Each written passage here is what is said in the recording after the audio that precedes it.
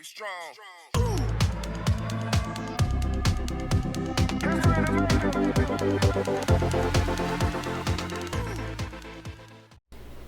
So thanks for joining me once again.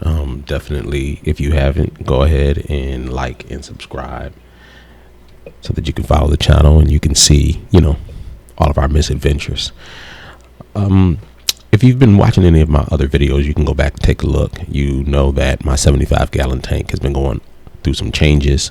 I recently changed out the substrate, made it sand, and now I'm trying to put some live plants in. Now, obviously, right now, all you see is plastic and obviously some guppy grass that I've thrown in there. But there are a few live plants that I have placed in the tank. And you can see some Amazon swords that are kind of just still in the baskets. I need to cut them out of the baskets and take them out of the wool and obviously put them in the substrate. But you can see that I've got some blua acara that are continuously breeding. Every few weeks they're nesting. So I definitely need to take the male and female out and put them in another tank because they've been successful with laying the eggs, and the eggs have hatched and moved to floaters and free swimmers, but I haven't had much success in raising the fry. I've taken the fry out and put them in a 10-gallon tank, and they didn't live. I took the fry out, put them in another tank closer to the existing tank, and they didn't live.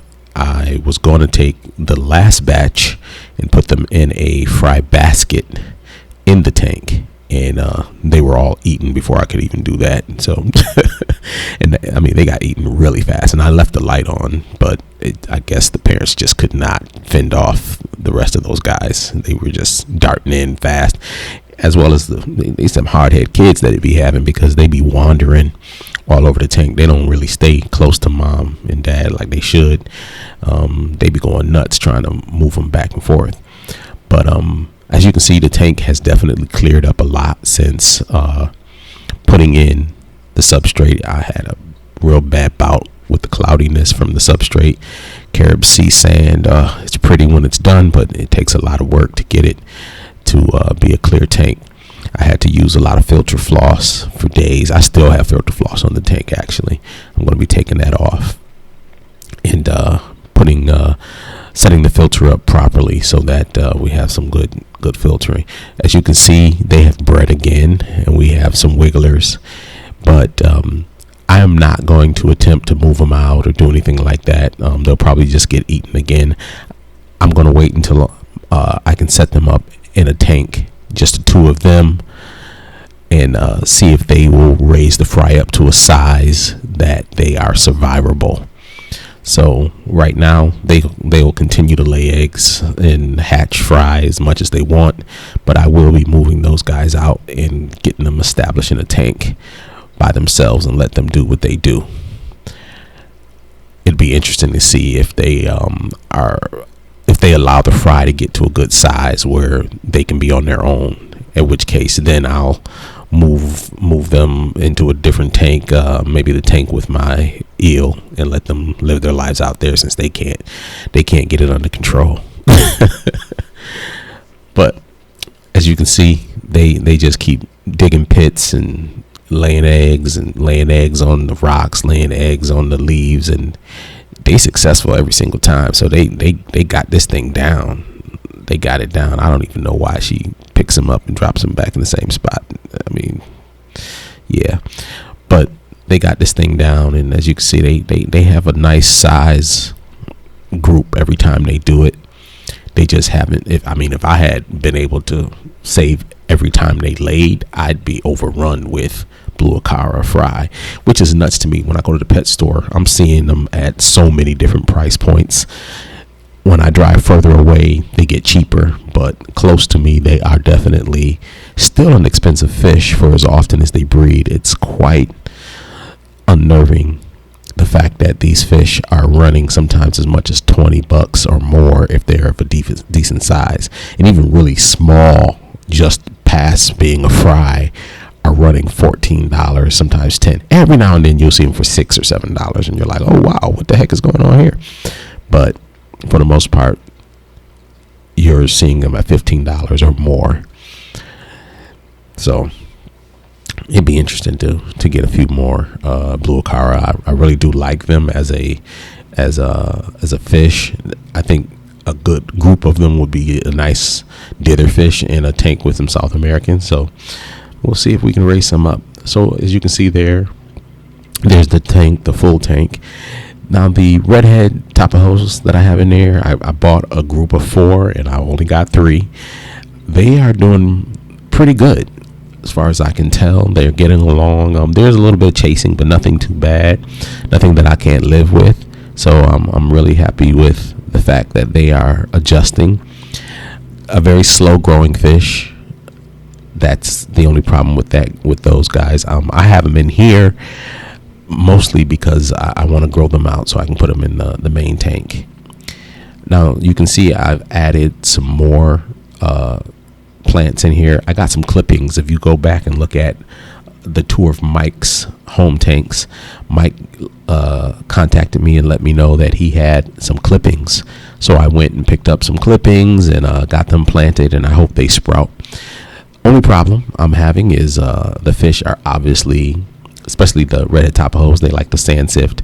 They are definitely causing the plants to become loose. I'll come sometimes and all the clippings will be floating, and I have to replant them.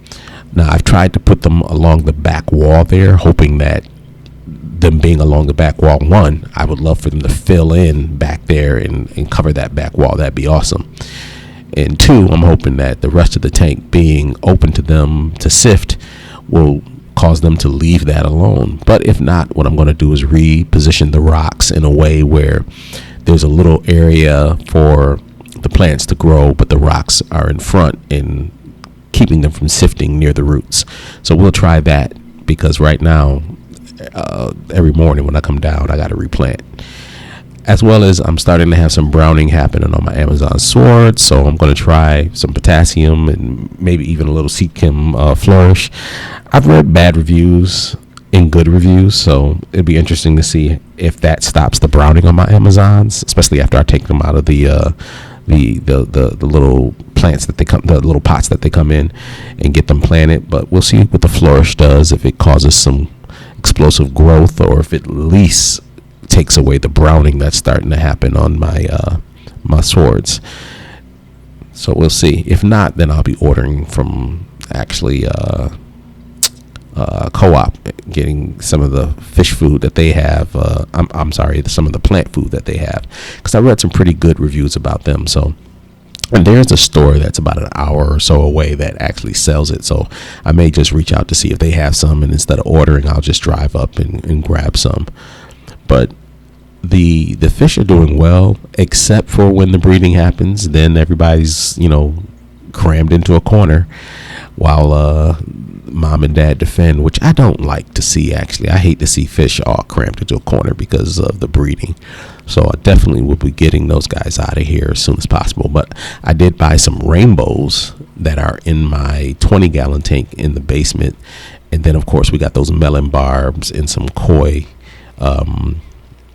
swordtails that are in the 38-gallon. But I recently also picked up a tank that is very near and dear to me from my dad, that I'm going to be setting up, which is a 40. I can't remember how many gallons it is. I'm gonna have to go measure it and get the real gallon off the dimensions. But it's a bow front. It came with a stand, and it's in good shape. So I'm going to be setting that up, and I will probably move the rainbows into this tank, and maybe put the redhead tapajos in the melon barbs into the new bow front.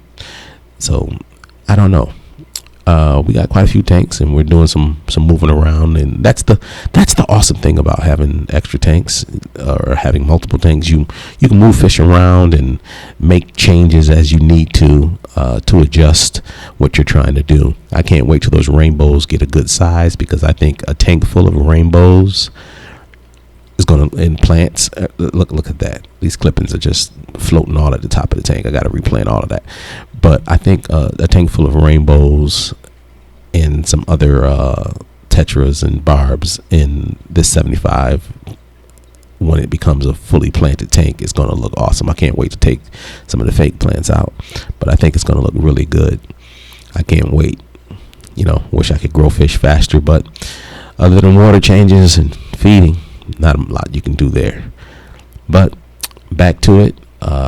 Once again, guys, don't forget to like and subscribe. Really want to grow the channel, and can't wait to talk to you guys again later.